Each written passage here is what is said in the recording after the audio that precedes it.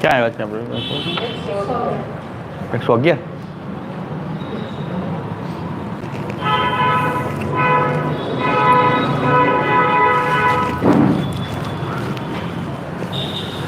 ચિંતા સંતાનહંતારો યત્પાદં ભુજરે સ્વીયાનાં તાન નિજાચાર્યાન પ્રણમામિ મુહુર્મુહુઃ યદનુગ્રહતો ભુજન્તુ સર્વદુઃખાતિકો મુનિ તમહં સર્વદા વંદે શ્રીમદ્વલ્લભનંદનં અજ્ઞાનતિમિરાન્ધસ્ય જ્ઞાનાંજનશલાકયા ચક્ષુરુન્મીલિतं येन તસ્मै શ્રીગુરવે નમામિ હૃદયે શેષે લીલાક્ષીરાબ્ધિશાયિनं લક્ષ્મીः સહસ્રલીલાभिः સેવ્યમાनं કયા ચતુર્વિશ્વ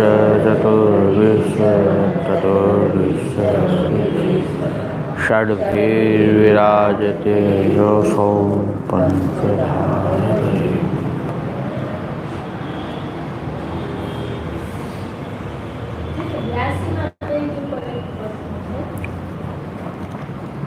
હા હા હા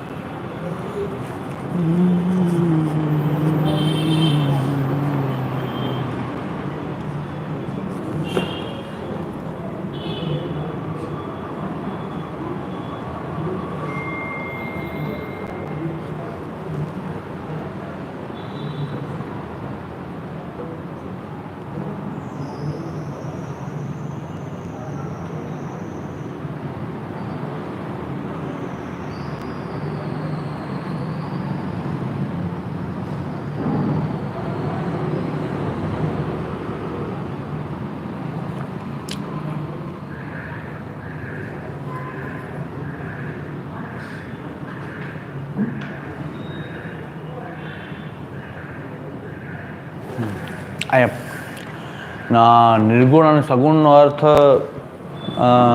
ગુણના સંદર્ભમાં નહીં લેતા, પર અને અપર. તો નિર્ગુણ શબ્દથી ત્યાં પરમ ચ બ્રહ્મ અને અપરમ બ્રહ્મ એટલે ત્યાં અક્ષર બ્રહ્મ છે. સગુણ અક્ષર બ્રહ્મ એ અર્થમાં લેવાનો છે. અપર એટલે પરમ એ પુરુષોત્તમ અને અપર એટલે ત્યાં અક્ષર બ્રહ્મ. ટીકાકાર એમ જ કહે છે સગુણ નિર્ગુણ અને અક્ષર બ્રહ્મ શંકા એ થતી હતી કે નિર્ગુણ તો અક્ષર બ્રહ્મ છે, અક્ષર બ્રહ્મને નિર્ગુણ કીધો છે, અને સગુણ શબ્દથી અક્ષર બ્રહ્મ લેવું કે પરમ બ્રહ્મ તો પર જે છે એ દૂર બતાવે, અપર પાસે બતાવે, પરાપર. તો પરાપર સંબંધ જે છે તો અક્ષર બ્રહ્મ જે છે અહીં સગુણ શબ્દથી અક્ષર બ્રહ્મ, નિર્ગુણ શબ્દથી પરમ બ્રહ્મ લેવું જોઈએ એમ ટીકાકારોને એવું કહેવાનું થાય છે. નિર્ગુણ કે શંકા એ થાય છે કે નિર્ગુણ જે છે એ અક્ષર બ્રહ્મને નિર્ગુણ કીધો છે, નિર્ગુણમ હિ સમમ બ્રહ્મ. પણ પ્રમેયમ હરિરેવેક સગુણો નિર્ગુણશ્ચ સહ ગુણા કાર્યમ તથા ધર્મ ક્રિયા ઉત્પત્ત્યાદય ચ સ એ બધું હરિરેવ ઉત્પત્ત્યાદય ચ સ હરિરેવ સગુણ ઇત્યાદિના. અને સગુણ નિર્ગુણનો અર્થ અહીં પર અપર બ્રહ્મ જે છે, સગુણ અપર રૂપ, નિર્ગુણ પર રૂપ એ અર્થમાં. એટલે સગુણ અપર રૂપમાં તો અક્ષર બ્રહ્મ લેવું પડે અને પર રૂપમાં પરબ્રહ્મ લઈ શકાય એમ. તો પરબ્રહ્મને ત્યાં નિર્ગુણ શબ્દથી કીધો છે, અપર બ્રહ્મ જે છે એ અક્ષર બ્રહ્મને કહેવામાં આવે છે. એ બધું હરિ જ થયા છે એમ.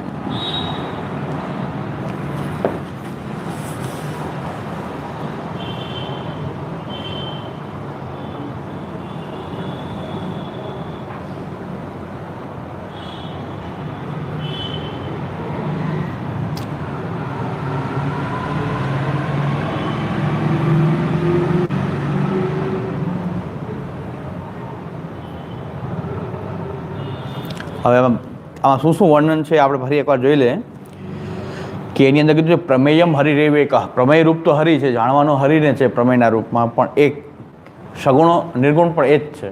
એટલે અક્ષર બ્રહ્મ ભલે આપણે સગુણ અલગ બ્રહ્મ, નિર્ગુણ અલગ બ્રહ્મ, પર અને અપર બ્રહ્મના રૂપમાંથી, પણ છે તો હરિ એક જ.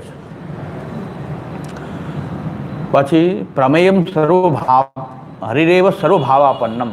આ હરિ જ બધાય રૂપ થયો છે એ રીતે આપણે જોઈએ છીએ. હરિ જ સર્વ રૂપ થાય છે. હવે સગુણ કહેવાનું તાત્પર્ય એમ હશે કે અક્ષર બ્રહ્મ જ્યારે સૃષ્ટિ પ્રકટ કરતી વખતે અક્ષર બ્રહ્મ જે છે એ રૂપાંતરિત થાય, એમાં આનંદાંશનો તિરોહિત જેવો ભગવાન એમાં બનાવે છે, એટલે એમાં સગુણતા આપણે માની શકીએ. એ અર્થમાં અપર બ્રહ્મને અક્ષર બ્રહ્મને પણ કદાચ અહીં સગુણ શબ્દથી કહેવામાં આવ્યું છે. સગુણ શબ્દથી અપર અને પરબ્રહ્મ સમજવાનું છે. પર એટલે પુરુષોત્તમ, અપર એનાથી આગળનો જે છે અક્ષર બ્રહ્મ એ સગુણ શબ્દથી સમજવાનું છે એમ ટીકાકાર બતાવે છે. પણ કહેવાનું તાત્પર્ય કે સૃષ્ટિ ઈચ્છા જ્યારે પ્રકટ કરે છે ત્યારે આનંદાંશને તિરોહિત જેવો બનાવે છે અક્ષર બ્રહ્મમાં.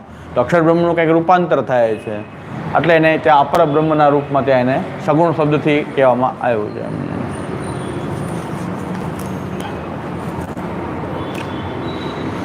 હવે એમાં ગુણા શબ્દથી ગુણપદેન સત્વ રજ તમાંસી માયા પ્રકૃત્યાદય. ગુણ શબ્દથી સત્વ રજ તમ ગુણ, માયા અને પ્રકૃતિ. પછી એના કાર્ય રૂપમાં શું આવશે? કાર્ય. તો કાર્યમાં આવશે મહદાદિ પરમાણુ અંતમ દ્રવ્યમ. મહદથી લઈને પરમાણુ સુધીના બધા જ દ્રવ્યો જે છે એનું કાર્ય રૂપમાં આવશે. મહદથી લઈને પરમાણુ પર્યંત બધા દ્રવ્ય. ધર્મપદે ધર્મથી શું લેવું કે જાતિ ગુણ વિશેષ અને સમવાયા આદ્ય ક્રિયાપદેન લૌકિક વૈદિક કર્મણી ઉત્પત્ત્યાદે ઇત્યાદિના પદેન અભાવાશ્ચ સંગ્રહિતા. તો તો બધું જ હરી થયા છે. એમ જેટલા પ્રમેય જે છે અહીં હરી છે એમાં કાર્યપદથી મહતથી લઈને પરમાણુ પર્યંત બધા દ્રવ્ય આવી ગયા, એ કાર્યરૂપમાં આવ્યા. ધર્મની અંદર શું આવશે? જાતિ ગુણ વિશેષ સમવાય આદિ. હવે આ જાતિ ગુણ વિશેષ સમવાય આદિ શું છે? મનુષ્યની અંદર મનુષ્યત્વ, જે હમણાં કોઈ ન્યાયના ક્લાસ જોતા હશો તો આ બધી ચર્ચા આવે છે. ન્યાયના ક્લાસ કોઈ રેગ્યુલર એટેન્ડ કરતા હોય તો આપણે સોમવારે લાઈવ આવે છે. આ બધા જાતિ વિશેષ, સામાન્ય, વિશેષ, સમવાય આદિ, આ બધું શું છે કે જાતિ એટલે શું? એ ધર્મપદથી કહેવામાં આવ્યું છે. ધર્મપદથી જાતિ એટલે કોઈ પણની પર્સનાલિટી હોય એની અંદર રહેલી જે વસ્તુ જે છે, નિત્યમ એકમ અનેકાનુગતમ, એમ ન્યાયશાસ્ત્રમાં કીધું છે કે જાતિ એટલે શું? નિત્યમ એકમ અનેકાનુગતમ. જે એક પદાર્થ એવો હોય કે નિત્ય હોય અને બધી જ જગ્યાએ એ સામાન્ય રૂપમાં રહેલો હોય. આપણે બધા જ જેટલા બેઠા છીએ, મનુષ્યત્વ કોમન છે, એ જાતિ છે. મનુષ્યત્વ જાતિ થઈ ગઈ. આના ઉપરથી આ જ્ઞાતિ જે આવ્યું છે એ આ જાતિ ઉપરથી જ આવ્યું છે. શાસ્ત્રમાં જે જાતિ શબ્દ ઉપરથી, કે આખા એક માણસના સમૂહમાં કે આ પટેલ, એટલે પટેલત્વ કોમન હોવાને કારણે બધા પટેલ, બ્રાહ્મણત્વ કોમન હોવાને કારણે બ્રાહ્મણ, તો બ્રાહ્મણત્વ જાતિ, એમાં બ્રાહ્મણ જાતિ થઈ ગઈ ને. તો આપણે આ કાર્યકારને જરાક બરાબર સમજીએ કે આ પ્રમેયરૂપ હરિરૂપ થયા છે. તો એની અંદર ગુણાહા કાર્યમ અને ધર્મ, ધર્મમાં બતાવે છે કે જાતિ ગુણ વિશેષ સમવાય આદિ. જાતિની ગુણ વિશેષ સમવાય આદિ. ક્રિયાપદેન લૌકિક વૈદિક કર્મ બધા ક્રિયાપદથી કહેવામાં આવ્યા છે. ક્રિયા અને ઉત્પત્ત્યાદય ઇત્યાદિ પદેન અભાવાસ સંગ્રહિતા. ઉત્પત્ત્યાદિ સદભાવ વિકાર વગેરે, અને અભાવ પણ એમાં આદિપદથી અભાવ પણ લઈ લેવામાં આવે. બધી પ્રકારના અભાવ, પ્રાગભાવ, પ્રધ્વંસાભાવ, અત્યંતાભાવ, અન્યોન્યાભાવ, અભાવ, અભાવાસ સંગ્રહિતા. અભાવ કેટલી પ્રકારના બતાવ્યા શાસ્ત્રમાં? પ્રાગભાવ, પ્રધ્વંસાભાવ, જેને કહેવાય પ્રધ્વંસાભાવ, પ્રાગભાવ, અન્યોન્યાભાવ. આ બધા જે અભાવ જે છે ને, પ્રધ્વંસાભાવ.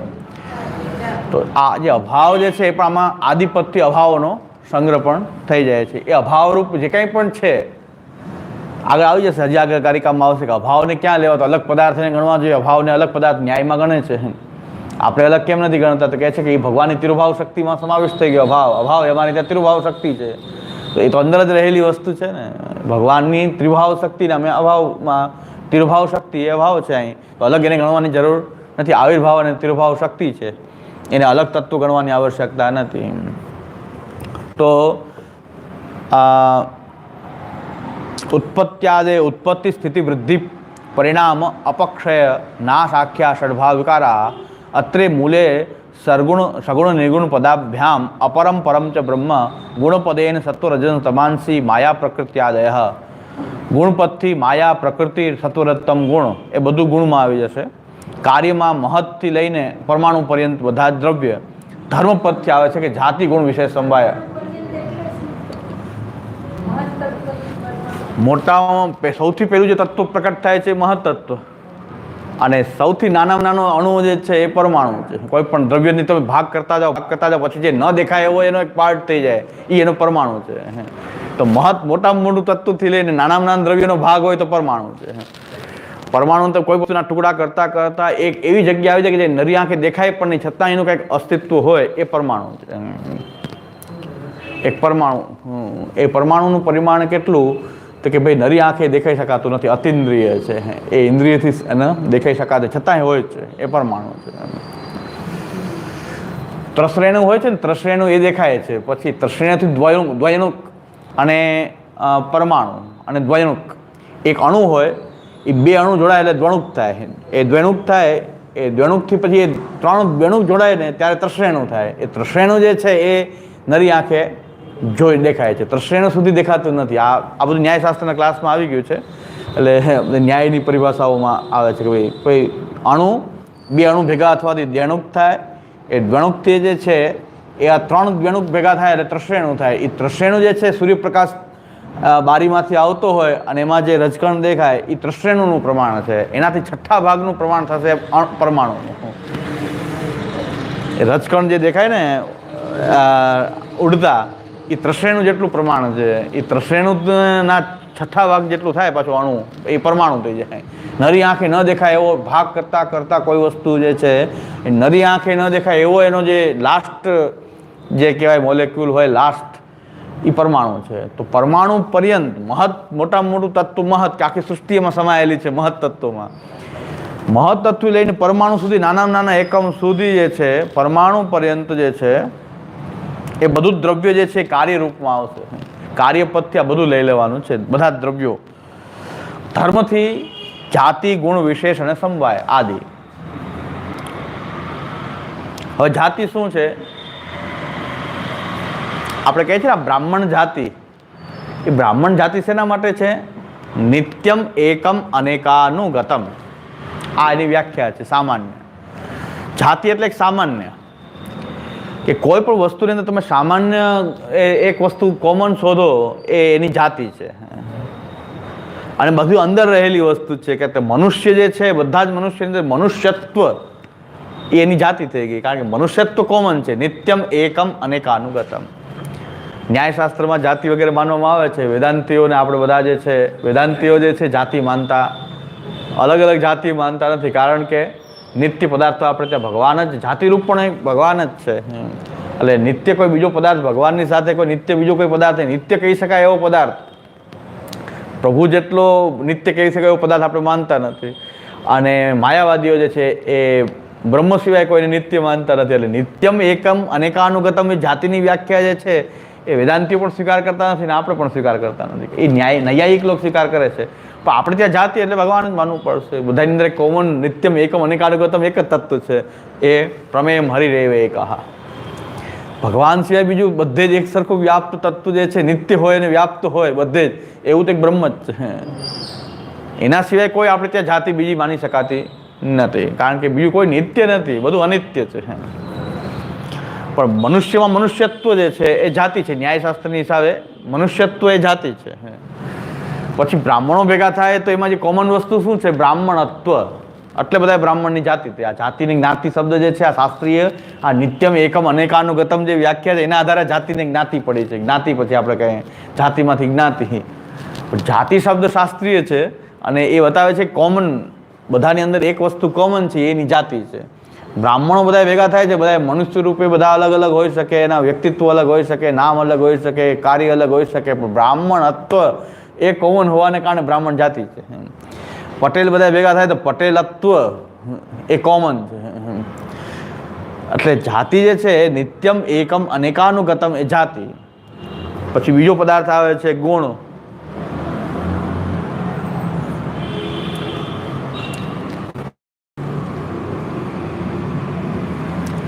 કોઈના વ્યક્તિના અભિન્ન અંગના રૂપમાં કોઈ જોવામાં આવે તો એ ધર્મ છે.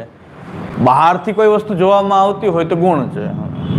તે બધા ગુણો જે છે, ચતુર્વિંશતિ ગુણાહ, ન્યાયમાં ચતુર્વિંશતિ ગુણાહ, તો એ 24 ગુણ બતાવ્યા છે ન્યાયશાસ્ત્રમાં. 24 ગુણો છે. શબ્દ, સ્પર્શ, રૂપ, રસ, ગંધ આદિ એવા 24 ધર્મ બતાવ્યા છે. ચતુર્વિંશતિ ગુણાહ. તો એ ગુણ જે છે, ગુણને ધર્મમાં શું કે ધર્મ જે છે આપણને અંદરની બાબત લાગે, ગુણ બહારથી દેખાતા હોય. આપણા ગુણો આપણને બહારથી દેખાય. ધર્મ તો મનુષ્યત્વ તો અંદરની બાબત છે. મનુષ્યત્વ હોવું એ અંદરની બાબત છે. અને બહાર તો ગુણો જે છે એ બહારના સાઈડથી જોવો તો ગુણ, અને વ્યક્તિત્વની સાઈડથી જોવો તો ધર્મ. પણ ગુણ વગેરે પણ અહીં તો જેટલા ગુણ વગેરે જે કાંઈ પણ છે એ પણ પ્રમેયમ હરિરેવ એકઃ. પછી વિશેષ. હવે સામાન્યનું વિરુદ્ધ થાય છે વિશેષ. સામાન્યનું વિરુદ્ધ થશે વિશેષ. મનુષ્યત્વ સમાન, પણ સ્ત્રીત્વ અને પુરુષત્વ એ વિશેષ છે. અહીં બધા આપણે મનુષ્ય રૂપમાં કોમન, પણ સ્ત્રી અને પુરુષના રૂપમાં પાછા વિશેષ થઈ ગયો. પછી બ્રાહ્મણ, ક્ષત્રિય, વૈશ્ય, શૂદ્રના આધારે વિશેષ છે. આ કે બ્રાહ્મણ છે, કોઈ ક્ષત્રિય છે, કોઈ વૈશ્ય, શૂદ્ર છે. મનુષ્ય કોમન, પણ એમાં બ્રાહ્મણ ક્ષત્રિય વૈશ્ય એવી વિશેષ થઈ ગયું, સામાન્ય વિશેષ.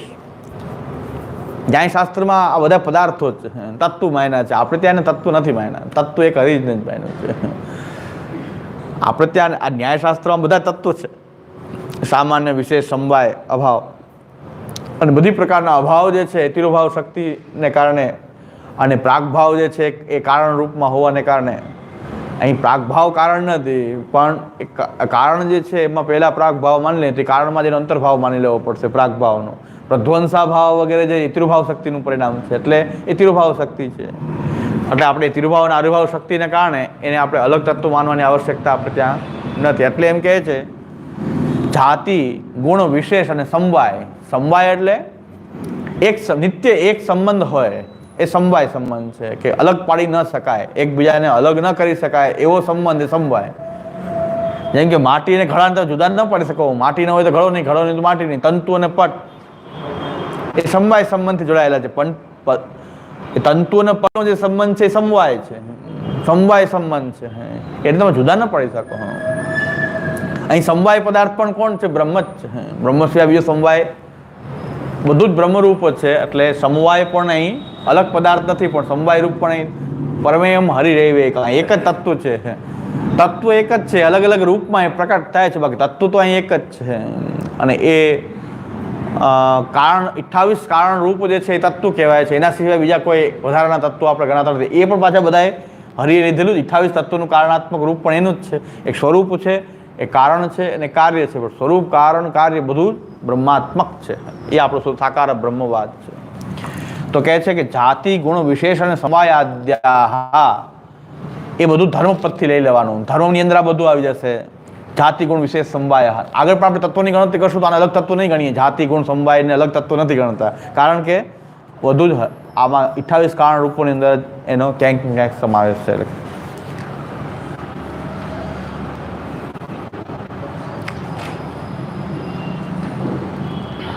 અને ત્યાર પછી આવે છે ક્રિયા. ક્રિયાપદથી શું લેશું? લૌકિક અને વૈદિક કર્મ. લૌકિક વૈદિક કર્મની અંદર કર્મણી ક્રિયાપદ જે છે એનો, જે લૌકિક વૈદિક બધા જ પ્રકારના જે કર્મો જે છે એ ક્રિયાપદમાં સમાવેશ થશે. ઉત્પત્ત્યાદય ઇત્યાદિ પદેન અભાવાચ. ઉત્પત્તિ આદિ તો આપણે જોઈ લીધું કે ઉત્પત્તિ, સ્થિતિ, વૃદ્ધિ, વિપરિણામ, અપક્ષય, નાશ. ઉત્પત્તિ આદિમાં આપણે શું ગણવું પડશે? કોઈ પણ વસ્તુ જે છે આ ષડભાવ વિકાર જે છે, ઉત્પત્તિ સ્થિતિ, ઉત્પન્ન થાય પછી સ્થિત થાય, પછી અંદર વિપરિણામ થાય, વૃદ્ધિ થાય, અપક્ષય થાય અને નાશ થાય. આ બધાની ગતિ છે. જળ કે ચેતન જે પણ કાંઈ અત્યારે અનિત્ય પદાર્થો જે છે એમાં ષડભાવ વિકાર, ઉત્પત્તિ આદિ બધું પણ, કે કોઈ પણ વસ્તુ ઉત્પન્ન થાય પછી સ્થિત થાય, પછી એમાં વિપરિણામ ઉત્પન્ન થાય, કાંઈક ચહેરા મોઢામાં બધા ફેરફારો વગેરે એ વિપરિણામ છે. વૃદ્ધિ થાય, અમુક સમય સુધી વૃદ્ધિ થાય, વૃદ્ધિનો અમુક તબક્કો પૂરો થાય પછી એની ક્ષીણ થવાની શરૂઆત થાય. વૃદ્ધિ અમુક સમય સુધી વૃદ્ધિ થશે, પછી હાઇટ વધા જ ન કરે, 22 વર્ષ થાય પછી હાઇટ નથી વધતી. એમ કહે છે કે 22 વર્ષ, પુરુષ 22 વર્ષે, સ્ત્રી 18 વર્ષે. 22 વર્ષ પછી વધા જ કરે તો આપણે મર્યાદા કેવડા હોય? 22 વર્ષ સુધી વધશે, પછી અપક્ષીય તે, પછી ક્ષીણ થવાની શરૂઆત થાય. એટલે આપણા બધા ક્ષીણ થવાની શરૂઆત થાય. આંખમાં નંબર આવે ને, પગમાં સાંધા દુખે ને, કાન દુખે, નાક દુખે ને, દાંત પડે ને, પછી ક્ષીણ થવાની શરૂઆત થઈ. હવે ક્ષીણ થવાની શરૂઆત થઈ 40, 45, 50 વર્ષ પછી એક અવયવ હવે ક્ષીણ થવાની શરૂઆત થશે. પગમાં દુખાવો થાય, બધી કોમન છે આ બધું, કારણ કે હવે ક્ષીણતા શરૂ થઈ ને, હવે અપક્ષીય છે અને છેલ્લે નાશ. અપક્ષીય ને નાશ. આ ઉત્પત્તિ આદિ આ સદભાવ વિકાર જે છે એ પ્રાકૃત છે. સદભાવ વિકાર બધામાં છે. એટલે કોઈ પણ વસ્તુ જે આપણે શરીરમાં રોગ આદિ થાય તો એનો ઉપચાર કરવો, પણ સમજી લેવું કે ભાઈ અપક્ષીય તે છે, તો પછી હવે તમે એમ કહો કે પહેલાં જેવો 22 વર્ષ જેવો થાવ તો એવું 20 વર્ષ જેવો થઈ જાય, એવું તો ન થાય. પણ જેટલું પાટાપિંડી કરીને જેટલું આપણે રિપેર કરાય એટલું કરાય, અને હોય એટલું સ્વીકારતું જવું. પછી નો રિપેર થાય તો ચિંતા નહીં કરવાની, સ્વીકારી લેવું, કારણ કે હવે ક્ષીણ તો થવાનું જ છે. ક્ષીણ થવાની શરૂઆત થઈ જાય, માની લેવું. જેટલો ઉપાય કરવો એટલો કરવો, ન થાય તો ક્ષીણ થવાનું છે. મોટાભાગને બધાને સારું થવું ને એટલે વધારે રોગ વધારે નડે. હું જલ્દી સારો થઈ જાઉં, પહેલાં હતો એવો થાઉં એટલે રોગ વધારે નડે. આપણે સ્વીકારી લઈએ તો કંઈ વાંધો ન હતો. રોક દે, હવે થવાનું છે થવાનું જ છે. અપક્ષીય તે હવે શરૂઆત થઈ છે. જેટલું રિપેર કરાય એટલું કરાય, પ્રયત્નપૂર્વક રિપેર કરવું જોઈએ. પણ અપક્ષીય તે અને હવે નાશ પર જવાની ગતિ છે. આ દરેક વસ્તુ પ્રકટ થઈને નાશ તરફ જાય છે. ઉત્પત્તિ આદિ બધા જે સદભાવ વિકારો, એટલે ચિંતા કરવાની બહુ જરૂર નહીં. જેટલા ઉપચાર થાય એટલે કરવાનું, ન થાય તો કાંઈ ચિંતા નહીં. એ તો હવે અપક્ષીય તે છે, માની લેવું પડે કે ક્ષીણ થવાની. હવે તો પછી કાંઈ વૈધાત કરે, સારું જ થયા કરે તો પછી કોઈ જાય કેમ? બધા સારા થઈ જાય તો જાય કેમ? તો અપક્ષીય તે થવાનું જ છે, તો બધાને થવાનું જ છે. હા,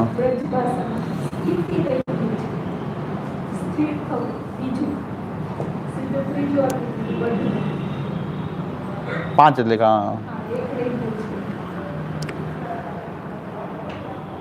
ઇત્યાદિ કહી દીધું ને, એટલે ઇત્યાદિમાં એકાદ જગ્યા રહી ગયો તો ઇત્યાદિ શબ્દથી, ઇત્યાદિ શબ્દથી કહી દીધું. 5 કીધા ને, હવે એક બાકી રહ્યું ઇત્યાદિમાં આવી ગયું ને. સ્થિતિ સમજી લેવાનું. ઉત્પત્તિ, સ્થિતિ, પછી વઢવું, પછી વિપરિણામ. એટલે હું મજાકમાં એમ કીધું, મેં કીધું ભાઈ સદભાવ વિકારો જે છે એ જળમાં પણ થાય, ચેતન આપણા જે પદાર્થો છે, એટલે કે ચેતનામાં નથી થતો પણ ચેતના સાથે જોડાયેલા છે દેહ વગેરેમાં તો આ જ ગતિ છે. એટલે આંબાની ને આંબાભાઈની બેની ગતિ એક જ છે. આંબો હોય તો એ ઉત્પન્ન થશે, વૃદ્ધિ કરશે, સ્થિતિ કરશે, વિપરિણામ થશે, અપક્ષી થઈને નાશ થશે. અમુક ઉંમર થાય એટલે એ પણ નાશ થાય. એ રીતે આંબાભાઈ હોય તો એમ જ થવાનું છે. આંબાની એ જ ગતિ, આંબાભાઈની એ જ ગતિ છે. એ બધા પણ અત્યારે પ્રમેયમ હરિરેવે કહા. અહીં તો આપણે ત્યાં એટલે બધા અલગ અલગ કોઈ તત્વો તેને માનવામાં નથી જવાના, પણ ઉત્પત્તિ, ક્રિયા અને અભાવાસ્ય સંગ્રહિતા, બધી પ્રકારના અભાવો પણ એ હરિરૂપ જ માનવામાં આવે છે. એનાથી નિર્ભાવ શક્તિથી અતિરિક્ત કાંઈ નથી. એટલે ક્રિયા ઉત્પત્તિ આદયશ્ચ સર્વ હરિરેવ, બધું હરિ જ છે. બીજું કાંઈ આપણે ત્યાં બીજું કોઈ તત્વ નથી, એક જ તત્વ છે હરિ. અહીં કોઈ 7 પદાર્થ માને, કોઈ 16 પદાર્થ માને, ગમે એ હોય, આપણે ત્યાં તો એક જ મૂળ તત્વ એક છે. એ કારણ રૂપમાં 28 પ્રકારનો થઈ જાય છે. એમાં 28 એના રૂપ પ્રકટ કરીને કારણ રૂપ પ્રકટ કરે છે. પણ છે તો બધાને ભેગા કરો તો કારણ રૂપ પણ એ જ છે, હરિ જ છે.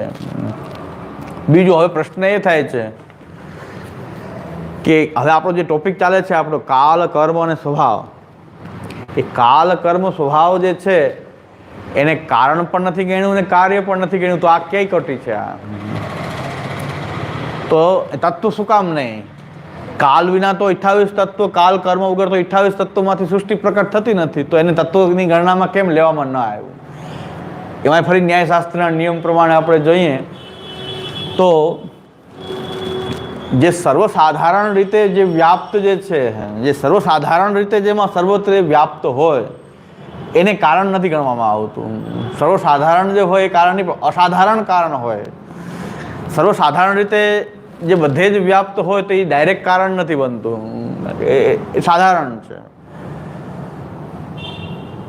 જેમ કે કોઈ પણ લક્ષણ આપવામાં આવે તો કાલ તો બધે અંતરવ્યાપ્ત હોય છે. ન્યાયશાસ્ત્રમાં કાલ વ્યાપક બતાવ્યો છે. કાલ સર્વત્ર વ્યાપક છે તો બધાની અતિવ્યાપ્તિ લક્ષણોની કાલમાં થઈ જાય છે. તો એની માટે ન્યાયશાસ્ત્ર કહે છે કે ભાઈ સાધારણ રૂપથી અતિરિક્તથી લક્ષણ આપવામાં આવે છે. સાધારણ રૂપ જે કાલ બધે વ્યાપ્ત છે એ લક્ષણમાં લેવામાં આવતું નથી. બધા લક્ષણોની અતિવ્યાપ્તિ કાલમાં થાય. તો તેમ કહે છે કે જે એનાથી અતિરિક્ત જે છે, કારણ કે સર્વસાધારણ રૂપે વ્યાપ્ત છે, તત્ અને ત્વ એ મળીને તત્વ થાય.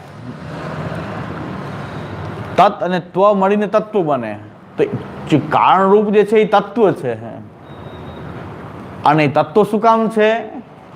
કે ભગવાન હોવાપણું એનું હોવાને કારણે.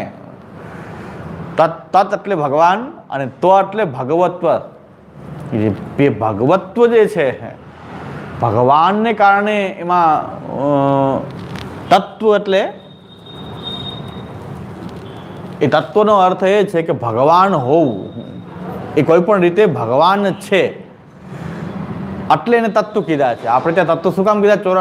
28 કારણ રૂપોને આપણે તત્વ શું કામ કહીએ છીએ? કે તત્વ કોટીમાં એનો સમાવેશ. તત્વ કોટી એટલે કારણ કોટી. કારણ કોટીમાં સમાવેશ શું કામ થયું છે કે એ એનું ભગવદ રૂપપણું છે, એટલે ભગવત્વ છે એમાં. તો ભગવત્વ હોવાને કારણે એ તત્વ છે, પણ કાલ કર્મ સ્વભાવ એ એવા સાધારણ છે કે જે બધે વ્યાપ્ત હોવાને કારણે એ તો તત્ત જ છે. એ તત્વ નથી પણ તત્ છે. સમજાય કે એ ભગવદ રૂપ પણ એ અક્ષર બ્રહ્મ રીતે સર્વસાધારણ અક્ષર બ્રહ્મ છે, અને અક્ષર બ્રહ્મનું જ આ એક રૂપાંતર છે. કાલ કર્મ અને સ્વભાવ એ બધે જ વ્યાપ્ત હોવાને કારણે એની અલગ કારણ કોટીમાં ગણતરી ન થઈ શકે, કારણ કે બધે જ છે. એ સ્વરૂપ જ છે અને સ્વરૂપમાં સમાવિષ્ટ છે. કાલ કર્મ સ્વભાવ આદિ એ તત્વ છે, તત્વ નથી. કારણ કે એનું સ્વરૂપમાં સમાવેશ કર્યો છે એનો. કારણ શું કે ભગવાન અને અક્ષર વચ્ચે તો અવિચ્છેદ, જેને કહેવાય છે અવિચ્છેદ રૂપથી ભગવાનને અવિચ્છિન્નતયા તિષ્ઠતી. અક્ષર અને પરબ્રહ્મમાં કોઈ ભેદ નથી. અવિચ્છિન્ન રૂપે હંમેશા અક્ષર અને પરબ્રહ્મ એક સાથે જ હોય. અક્ષરનું જ આ રૂપાંતર છે કાલ કર્મ અને સ્વભાવ. તો હવે તો ભગવાન સાથે જ એનું તો હંમેશા તત્વમાં સમાવેશ છે, તત્વમાં નહીં. તો ભગવદ રૂપપણું જ થઈ ગયું ને, કારણ કે ભગવાન સાથે અવિચ્છિન્નતયા તિષ્ઠતી એ અક્ષર બ્રહ્મ છે, અને અક્ષર બ્રહ્મનું રૂપાંતર આ કાલ કર્મ સ્વભાવ છે. એટલે કારણ કોટીમાં પણ એને ગણ્યા નથી. એને કારણ કોટીમાં સમાવેશ છે, કારણ તરીકે એનો બધી જગ્યાએ ઉપયોગ છે, કાર્ય છે, છતાં પણ કારણ કોટીમાં નથી આવતું, સ્વરૂપ કોટીમાં. કારણ કે સર્વસાધારણ રૂપે બધે જ છે. સ્વરૂપ છે એટલે એ બધે જ છે. એ કારણમાં, કાર્યમાં બધે જ કાલ કર્મ સ્વભાવ આદિ એ બધે જ છે. એ બધે જ હોવાને કારણે સર્વત્રની સ્થિતિ હોવાને કારણે કોઈ એક કોટીમાં સમાવેશ ન, જે બધે હોય ને એક કોટીમાં તમે કેમ લાવો?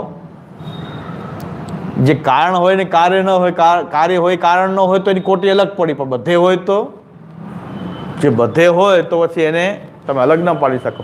કે સર્વત્ર હોય તો પછી એને તમે અલગ કેવી રીતે પાડો? એક કોટીમાં કેમ સમાવેશ કરો? એટલે કાલ કર્મ સ્વભાવ અને અક્ષર બ્રહ્મ જે છે એ સર્વત્ર વ્યાપ્ત છે. એ અક્ષર રૂપ છે એનું. એટલે એને કારણ કોટીમાં સમાવેશ નથી કર્યો, પણ એ તત્ છે એટલે તત્વમાં સમાવેશ છે, સ્વરૂપમાં સમાવેશ છે. કારણ કે અવિચ્છિન્નતયા તિષ્ઠતી. પરબ્રહ્મ અને અક્ષર બ્રહ્મ જે છે અવિચ્છિન્નતયા એ તિષ્ઠતી. ફૂલ અને સુગંધ ક્યારે અલગ નથી હોતી. ફૂલ અને સુગંધ અલગ નથી હોતી, પણ સુગંધ બહુ સુધી ફેલાયેલી હોય, ફૂલથી દૂર સુધી ફેલાયેલી હોય અને નિરાકાર હોય, ક્યાંય પણ એનું સ્વરૂપ ન દેખાતું હોય, એ અક્ષર રૂપ થઈ ગયું. એટલે પરબ્રહ્મના જે સચ્ચિદાનંદ જે ધર્મ જે છે એ પોતાના સ્વરૂપથી બહુ દૂર સુધી વ્યાપ્ત હોય છે, એ અક્ષર રૂપ છે.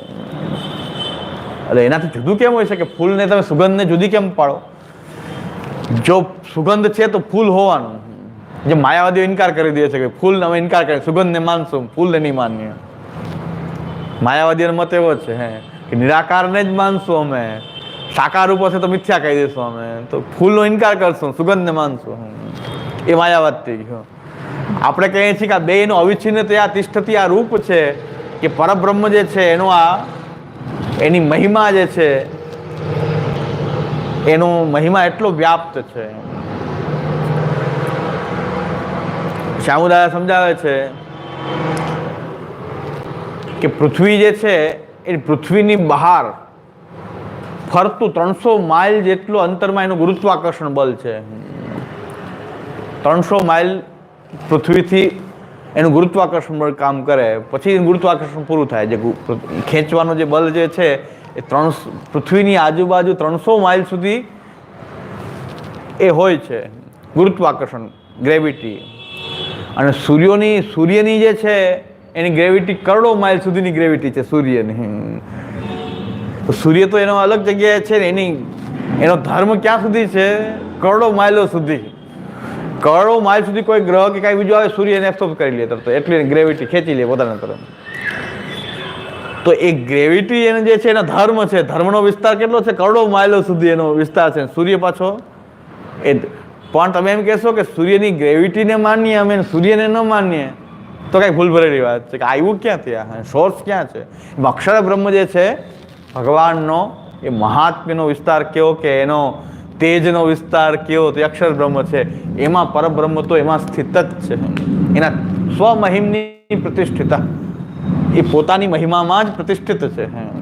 એની મહિમાનું જે વ્યાપક રૂપ જે છે, વ્યાપક રૂપ અદ્વૈત બ્રહ્મ જે તેજોમય કહેવાય, આર્ય પંથ અધિકારી મુનિજન તે માહેલે થાય, નિર્ગુણનો નિર્દેશ અટપટો રસના સીપેરે કહીએ, રૂપ વર્ણ વપુ દષ્ટ પદાર્થ ત્યાં એકો ન લઈએ. આ આપણા આખ્યાનકાર વર્ણન કરે ગુજરાતીમાં, કે આખો બ્રહ્મવાદ સમજાવે તો કેવી આખ્યાનની શૈલીમાં એ સુંદર રીતે સમજાવે કે નિર્ગુણનો નિર્દેશ અટપટો રસના સીપેરે કહીએ, રૂપ વર્ણ વપુ દષ્ટ પદાર્થ ત્યાં એકો ન લઈએ, તે થકી પુરુષોત્તમ અળગા લીલા અચલ વિહાર. બ્રહ્મજ્ઞાનીને મુક્તિ માર્ગી સ્વપ્ને નહીં વ્યવહાર. એ તો ભક્તિવાળા હોય તો એ પરબ્રહ્મને જાણે કે આનાથી એક અચલ, એક આનાથી રૂપ અચલ વિહાર કરનારું એક રૂપ પરબ્રહ્મનું છે. આ એની મહિમાનો વિસ્તાર છે. એ તો ભક્તને દેખાય, પણ બ્રહ્મજ્ઞાનીને મુક્તિ માર્ગી સ્વપ્ને નહીં વ્યવહાર. એને આ દેખાતું જ નથી. એટલે બ્રહ્મજ્ઞાનીને એ નથી દેખાતું, એને પાસે વ્યાપક રૂપમાં જ સંતુષ્ટ થઈ જાય, આગળ જવા માંગતો નથી. પણ ભક્ત તો એ તે થકી પુરુષોત્તમ અળગા લીલા અચલ વિહાર, એ અચલ વિહાર કરનારો લીલા વિહારી જે પુરુષોત્તમ છે એ ભક્ત ત્યાં સુધી પહોંચે. અને આ એના મહિમામાં જ ખાલી બ્રહ્મજ્ઞાનીને એ ત્યાં સુધી જ રહી શકે. પુરુષોત્તમ સુધી એનો પ્રવેશ નથી. પુરુષોત્તમ પ્રાપ્તિ જે છે ભક્તને થાય. બ્રહ્મજ્ઞાની તો ખાલી આ બ્રહ્મને જાણે છે, ખાલી અક્ષર બ્રહ્મને જાણે છે. એટલે ફૂલની સુગંધને જાણી શકે, ફૂલને નથી જાણતા.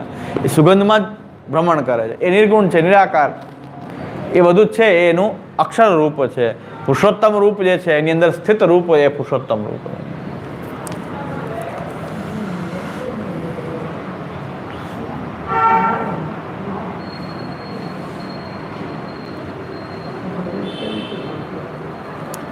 બહુ સુંદર પુરુષોત્તમ. આ હું અત્યારે બધું કહું છું, આ પુરુષોત્તમજીની આવરણ ભંગ લઉં છું. આ શ્લોકની આવરણ ભંગ જે આપણને આમાં નથી પ્રાપ્ત, એટલે હું આમાંથી. તો પુરુષોત્તમજી કહે છે કે તેન શાસ્ત્રાંતરોક્તાનામ ઉક્તાન અપી પદાર્થાન સર્વાન ભગવતી એવ અંતર્ભાવ્ય શુદ્ધાદ્વૈતમ બોધિતમ. આ રીતે શાસ્ત્ર અંતર બીજા કઈ શાસ્ત્રોની અંદર આ બધા અલગ અલગ તત્વો બતાવ્યા છે. અભાવને તત્વ કહે છે, સમવાય, અભાવ, વિશેષ, સામાન્ય, જાતિ, અલગ અલગ તત્વો બતાવ્યા હોય. પણ આપણી અંદર તો શાસ્ત્રાંતરોક્તમ ઉક્તાન અપી પદાર્થાન સર્વાન ભગવતી એવ અંતર્ભાવ્ય શુદ્ધાદ્વૈતમ બોધિતમ. એટલે શાસ્ત્રાંતરમાં જે પદાર્થો કયા છે એ પદાર્થો જે છે બધા જ ભગવાનની અંદર અંતર્ભાવ માની લેવામાં, બધાનો ભાવ અંતર્ભાવ ભગવાનમાં માની અને શુદ્ધાદ્વૈત, આપણું અખંડ શુદ્ધાદ્વૈત જે છે એનો બોધ થાય છે. તથા ચ યદ્યપી જગત વર્તતે તથાપી તન્ન જગત્વેન રૂપેણ પ્રમેયમ કિંતુ હરિત્વેન રૂપેણ. બહુ સરસ વાત પુરુષોત્તમજી આજ્ઞા કરે છે. યદ્યપી જગત વર્તતે, જ્યારે જગત દેખાય છે, તથાપી જગતત્વેન રૂપેણ, જગતના રૂપથી એ પ્રમેય નથી. જગત દેખાય છે તો જગતના રૂપથી એ પ્રમેય નથી. કિંતુ હરિત્વેન રૂપેણ, જગતને તમે જગત જોવો એ પ્રમેય નહીં, પણ જગતને હરિરૂપે જોવું. પ્રમેય આપણો હરિ છે ને જગતમાં હરિને જોવો એ પ્રમેય દ્રષ્ટિ છે આપણી. જગત્વેન્તુ લૌકિક જ્ઞાન વિષયત્વાત મેયમ એવ ઇત્યર્થ. એ પ્રમેય નથી પણ મેય છે. પ્રમેય પ્રકૃષ્ટ પ્રકારથી તો મેય એટલે જાણી શકાય છે, જેને જાણો છો જગતને, પણ એમાં પ્રમેય કોણ છે? મેય રૂપ છે એમ કે છે. પુરુષોત્તમજી કહે છે લૌકિક જ્ઞાન વિષયત્વાન મેયમેવ. એ મેય માનવું જોઈએ પણ પ્રમેય નહીં માનવું જોઈએ. મેય એટલે જ્ઞાન થાય, જેનું જ્ઞાન થઈ રહ્યું છે મેય. માનાધીનો મેય સિદ્ધિ. પ્રમેય પ્રમાણથી તમે જે જાણતા હો એ મેય થાય. માન અને મેય. પ્રમાણ ને પ્રમેય તમે ક્યાં કયો છો ત્યારે પ્રમેય તો પ્રમેયમ હરિરેવૈક. પુરુષોત્તમજી આ બરાબર પ્રમેય હરિ છે કેવી રીતે? હજી આપણે પ્રમેય પ્રકરણ હજી આ એક વખત પાછું પૂરું કરીને હજી પ્રમેય પ્રકરણ એક વખત લેવું જોઈએ હકીકતમાં. એ શું કામ? આવરણ ભંગથી, આવરણ ભંગની પંક્તિઓથી. આપણે આવરણ ભંગની પંક્તિઓ બહુ નથી, જ્યાં અટકીએ છીએ ત્યાં જ લઈએ છીએ. દરેકે દરેક આવરણ ભંગની પંક્તિ નથી લેતા, ક્યારેક લઈ શકાય એમ. પ્રમેય જાણી લીધું તો બધું જાણી લીધું ને આપણે. મૂળ તો આપણે તત્વોને જાણી લીધું. આ સૃષ્ટિનું જ્ઞાન ક્યારે થાય? કે તત્વોને જાણવા થશે. એટલે કે યદ્યપી જગત વર્તતે તથાપી તન્ન જગત્વેન રૂપેણ પ્રમેયમ. એ જગતના રૂપથી પ્રમેય નથી, પણ કિંતુ હરિત્વેન રૂપેણ, એને હરિરૂપથી જોવામાં પ્રમેય છે. જગત્વેન્તુ લૌકિક જ્ઞાન વિષયત્વાન મેયમિત્યેવ અર્થ. એ તો મેય છે પણ પ્રમેય નથી. પ્રકૃષ્ટ પ્રકારથી મેય હોય તો હરિ છે. પ્રકૃષ્ટતા તો એમાં છે. મેય રૂપે તો સામે જે જ્ઞાન થાય છે જગત રૂપે મિથ્યા નથી. જગત રૂપેનું મેય છે, જ્ઞાન થાય છે, મિથ્યા નથી. પણ એને હરિરૂપે જોવું એ પ્રમેય છે. એ દ્રષ્ટિ માટે આ પ્રમેય પ્રકરણ છે કે એને શુદ્ધાદ્વૈત કેવી રીતે બોધ થાય છે કે ભગવાન રૂપે કેમ જોવું, આને દરેકને ભગવદ રૂપ તરીકે જોવું. એટલે અહીં સગુણ નિર્ગુણ બ્રહ્મ, સગુણ બ્રહ્મ અને પર અને અપર. પરબ્રહ્મ તો ભગવાન, તો પછી સગુણતા ક્યાં લાવવી પડશે? નિર્ગુણના સંદર્ભમાં સગુણ કોણ થશે? તો પછી અક્ષર બ્રહ્મ થશે. એટલે આપણો આખો પ્રમેય પ્રકરણ શું છે આ બધું આવી જાય. હવે આપણે આગલા આપણા પ્રશ્નનું પણ સમાધાન છે. કાલ કર્મ સ્વભાવ એ કારણ તત્વમાં કેમ નહીં? કારણ સ્વરૂપ કોટી છે, બધે જેનો સમાવેશ હોવાથી એ સ્વરૂપ છે એટલે કારણમાં જ સમાવેશ થાય એવું નથી. કાર્યકોટીમાં પણ છે, સ્વરૂપમાં પણ છે. બધે જે વ્યાપ્ત હોય તો પછી એને કારણ કોટીમાં કેમ લાવવું? કેટેગરીમાં તમે ક્યારે લાવો? કોઈ પણ કેટેગરીમાં ક્યારે લાવીએ કે જ્યારે એની અંદર સમાવેશ હોય, બહાર ન હોય તો એને તમે કોટીમાં સમાવેશ કરો. પણ એની બહાર પણ હોય તો એને કોટીમાં કેમ લાવવું? કારણ કોટીમાં કેમ લાવવું? ક્યાં નથી? કાર્ય કોટીમાં નથી કે કારણ કોટીમાં નથી કે સ્વરૂપમાં નથી, બધે છે. સ્વરૂપની સાથે જ તિષ્ઠતી, અવિચ્છિન્ન તયા તિષ્ઠતી. પુરુષોત્તમ સાથે અવિચ્છિન્ન તયા તિષ્ઠતી. અક્ષર કોઈ પુરુષોત્તમથી અલગ હોય નહીં. અક્ષરના જે રૂપ છે કાલ કર્મ સ્વભાવ, તો પુરુષોત્તમ અક્ષર વિના તો રહેતો નથી. એટલે આપણે ત્યાં મંદિરમાં અક્ષર બ્રહ્મની ભાવના કરવાનું કીધું છે, સિંહાસનમાં અક્ષર બ્રહ્મની ભાવના કરવાનું કીધું છે, કારણ કે પ્રભુ એમાં બિરાજે છે. આખો બ્રહ્મવાદનું મિની મોડેલ આપણી સેવા છે. બ્રહ્મવાદનું એક મિની મોડેલ આપણે રોજ ઘરમાં જો કરતા હોય તો સેવા. આપણી સેવા જે છે આખો બ્રહ્મવાદ જ છે કે અક્ષર બ્રહ્મ છે ને અક્ષર બ્રહ્મની અંદર આપણો પ્રભુ બિરાજે છે. બધા અવળું સિંહાસન હોય પણ અક્ષર બ્રહ્મ છે, અક્ષર બ્રહ્મમાં પ્રભુ બિરાજે છે. આખા જગતના રૂપમાં, બ્રહ્માંડના રૂપમાં અક્ષર બ્રહ્મ જુઓ તો એમાં ભગવાન એની અંદર બિરાજે છે. તો આપણી સેવા કરીએ છીએ ત્યારે સેવામાં સિંહાસનનો નાનું હોય એમાં ઠાકોરજી બિરાજતા, સિંહાસન અક્ષર બ્રહ્મ, એમાં પુરુષોત્તમ એ બિરાજે છે. તો સેવાની અંદર આજ બ્રહ્મભાવ, એટલે આપણે કહે છે તથા સંસાર દુઃખ નિવૃત્તિ બ્રહ્મબોધનમ. સેવા કરતાં કરતાં બ્રહ્મબોધ પણ થઈ શકે છે, અવાંતર રૂપમાં થઈ જાય છે. કારણ કે બધે જ બ્રહ્માત્મકતાની ભાવના કરવાથી, બધે જ બ્રહ્માત્મકતાની ભાવના કરવાથી ધીરે ધીરે બ્રહ્મબોધ સ્ટાર્ટ થઈ ગયો. બ્રહ્મબોધ ક્યાંથી? કે સેવાના પદાર્થમાં આપણે કહેશું કે બધું જ ભગવદ રૂપ છે. એ ધીરે ધીરે એનો વિસ્તાર એની વધતી જાય, એનો વ્યાપ વધતો જાય તો આખું જગત બ્રહ્માત્મક દેખાવા માંડે. તો બ્રહ્મબોધ થઈ ગયો. તથા સંસાર દુઃખ છે નિવૃત્તિ બ્રહ્મબોધ. સંસાર દુઃખની નિવૃત્તિ થઈ જાય, કારણ કે બધું પ્રભુનું છે. પ્રભુ જેમ કરે છે હું એનો દાસ છું, એ ભાવના દ્રઢ થતી જાય સમર્પણની. તો અહંતા મમતા પણ ધીરે ધીરે ક્યારે ડાયલ્યુટ થઈ જાય. અહંતા મમતા ખબર ન હોય, હું પ્રભુનો છું, પ્રભુનો દાસ છું, એનો સેવક છું, એનો સેવા જ મારું કર્તવ્ય છે. તો એ દ્રઢ થતા જાય સેવા કરતાં કરતાં. સંસાર દુઃખ ધીરે ધીરે, સંસારની ગ્રંથિઓ ધીરે ધીરે ડાયલ્યુટ થઈ જાય અહંતા મમતાની. પ્રભુ સાથે જોડાઈ જવાથી, પ્રભુ સાથે એ જોડાઈ જવાથી એ સંસારની ગ્રંથિઓ ડાયલ્યુટ થઈ જાય. તો સેવાથી બ્રહ્મબોધ પણ થાય, સંસાર દુઃખની નિવૃત્તિ થાય. આખી રોજ બ્રહ્મવાદને સમજવું હોય તો આપણી સેવા આખી બ્રહ્મવાદને સમજવાની વાત જ છે. બ્રહ્મવાદ પણ સમજાઈ જાય આપોઆપ. સેવાને સમજો બરાબર. એટલે આપણી સેવા પ્રણાલિકામાં હજી આપણે ડીપમાં આપણા ક્લાસમાં જતા જ રહીએ છીએ વધારે કે પ્રણાલિકાને સમજવા. ખાલી એમ નહીં કે શિંગાર કરવાનો, ભોગ ધરવાનો, એ તો બધાને એ તો કોમન છે, આવડી જાય ચાલે, એ તો બહુ સરળતાથી આવડી જાય. પણ આમ સેવા શું કરી રહ્યા છીએ આપણે રોજ, કે આપણા બ્રહ્મવાદના રોજ આપણે સેવામાં આપણે બ્રહ્મવાદને રોજ આપણે જીવી રહ્યા છીએ. આખો બ્રહ્મવાદ આપણને ડેમોન્સ્ટ્રેટ થતો એવું લાગે કે ઠાકોરજીના ઝારી, બંટા, બુહારી, મંદિર વસ્ત્ર બધાને સ્વરૂપાત્મક માન. તો કેટલો વિસ્તાર થઈ ગયો. ભગવાન ખાલી ઠાકોરજી જે છે એટલા જ ભગવાન નથી, પણ સેવાના બધા જ પદાર્થો જે છે એ સેવાના બધા જ પદાર્થોની અંદર એ બ્રહ્માત્મકતાની ભાવનાનો વિસ્તાર થતો જાય. થતાં થતાં આખા ઘરમાં આવે. પેલા મંદિર પૂરતું થાય, મંદિરમાંથી ઘરમાં આવે કે આ ઘરે પ્રભુનું છે. પ્રભુ કંઈક મંદિરમાં થોડા બિરાજે, આખા ઘરમાં ખેલતા હોય છે ઠાકોર. તો આખા ઘરમાં ઘરના પરિવારના સભ્યો એ બધા જ ભગવાન સાથે જોડાયેલા હોવાથી એ પણ બધા એની અંદર બ્રહ્માત્મકતા બધાની અંદર દેખાવા મળે. તો પરિવારના સભ્ય મંદિરથી ધીરે ધીરે વ્યાપ પડ્યો, ઘર સુધી આવ્યો, ઘર આખું વ્યાપ થઈ ગયું. એનાથી આગળ કે આખું સૃષ્ટિ એની ક્રિયા ભાંડ છે. આખી સૃષ્ટિમાં એની જ ક્રીડા કરનારો છે. આત્માનંદ સમુદ્રસ્તમ કૃષ્ણમે વિચિંત. એ ખાલી આટલામાં થોડી ક્રીડા કરે, જગતના કણકણમાં વ્યાપ્ત છે. એટલે મારા ઘરની બહાર બધે એ જ વ્યાપ્ત છે. તો બ્રહ્મવાદ આખો ધીરે ધીરે દેખાવા માંડશે. અખંડમ કૃષ્ણવત સર્વમ, છેલ્લે અખંડમ કૃષ્ણવત સર્વમ થઈ જાય. તો સેવાથી ધીરે ધીરે ધીરે શરૂઆત થાય. ક્રિયાથી શરૂઆત કરતાં કરતાં પેલા ઠાકોરજીના બધી વસ્તુને આપણે પહેલાં હું સેવા કરતો હતા. ઘણી વખત ઉતાવળ એવી હોય ને સેવામાં કે અમારા બધાના વારા હતા નાનપણથી કે રાજભોગમાં એક ટાઈમ આને સેવામાં જવાનું, એક ટાઈમ આને સેવા જવાનું. તો સાંજના એટલે પહેલાં તો આપણે રમવામાં એમાં થોડુંક ચિત્ત હોય, પણ સેવાના વારા હતા કે અહીંથી અહીં સુધી સેવાનો વારો આનો, સેનમાં આ જાય, રાજભોગમાં આ જાય. એવી રીતે અમારા બધાના ચારે બધાના ભાઈઓના બેન ભાઈ બધાના વારા હતા સેવામાં. એટલે એટલી સેવા એને કરવાની એમ. એટલે ઘણી વાર સાંજનો વારો આવે તો હું ઉતાવળમાં ઠાકોરજી પોઢાય એટલે એમ થાય કે જલ્દી છૂટા. નાનપણ આપણે રમવાની ઓલી ઉતાવળ હોય, બધા આવી ગયા હોય રમવા, તો સ્ટેન્ડ કરાવી મંદિરનો દરવાજો જોરથી બંધ, જે પાછું તાલા મંગલ ત્યારે મારા પિતાશ્રીએ એક દી કીધું કે મંદિરનો દરવાજો ક્યારેય જોરથી બંધ ના કરવો જોઈએ. એ આપણે ત્યાં ભાવના છે કે સ્વામીજીની પલક છે. તો સ્વામીજીની પલક એટલે સ્વામીજીનું સ્વરૂપ ક્યાં સુધી માન્યું આપણે કે મંદિરના દરવાજાને પણ જોરથી બંધ ના કર. અમારા પિતાશ્રીએ કીધું કે આમ ના કરાય. મને હજી યાદ આવે છે, કીધું કે આમ ના કરવું, કારણ કે સ્વામીજીની પલકની ભાવના આપણે એમાં કરીએ છીએ કે સ્વામીજીના પલક મંદિરનો દરવાજો આપણે ઠાકોરજી પોડી ગયા પછી દરવાજો ફટ બંધ કરી દે.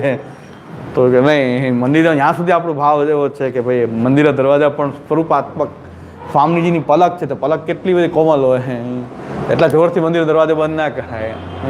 તો સ્વામીજી પાછા બ્રહ્માનંદ રૂપા છે ને, અક્ષર બ્રહ્મ છે, એ બ્રહ્માનંદ રૂપા છે. એનો વિસ્તાર એટલો વધારે છે. એટલે ધીરે ધીરે સેવાથી આપણને આ બધી વસ્તુ ધીરે ધીરે સમજાતી જાય. એટલે બીજી બધી મને ઝડપ થઈ જાય ઘણી વખત, પણ દરવાજો બંધ કરવાનો ત્યારે ઝડપ થાય જ નહીં, કારણ કે એવું યાદ આવી જાય પાછું કે પલક છે એવું યાદ આવી જાય તો આપણે દરવાજો જોરથી બંધ કરી શકીએ જ નહીં, એકદમ ધીરેથી બંધ કરવામાં આવે. તો સેવા આપણને પ્રેક્ટિકલી આપણે ઉતાવળ હોય ત્યારે આપણે ઠાકોરજી પડ્યા પછી આ પરિશ્રમનો વિચાર બીજે ન રાખતા હોય, આપણે તો મંદિર દરવાજા આમ કરીને નીકળી જતા હોય, તો જોરથી બંધ કરતા હોય, જોર થઈ જતું હોય, કરતા ન હોય પણ કદાચ આપણે ઉતાવળને કારણે આપણે ફટ આમ કરીને એ થઈ જતું હોય એવું કદાચ. અને અમારે તો કંઈક ભાન જ એ સમયમાં તો કાંઈ ખબર જ નહોતી. એટલે એમ કે આપણું કાર્ય પૂરું થયું, આપણી સેવા પૂરી થઈ, આપણે નીકળો જલ્દી એવું હોય. તો ઘણી વખત કોઈ ટોકે છે પછી બહુ ખબર પડે કે આ ટોઈક આપણને એ વખતે ટોઈકા હતા, પણ પછી હવે બધું આપણને યાદ આવે કે 20 વર્ષ પછી ખબર પડે. તો 20 વર્ષ પછી ખબર પડે કે બરાબર હતું કે એનું કારણ આ હતું, મોટાઓને આ બધું જ્ઞાન હતું એમને. એટલે આમ ના ખરું ક્યારેય.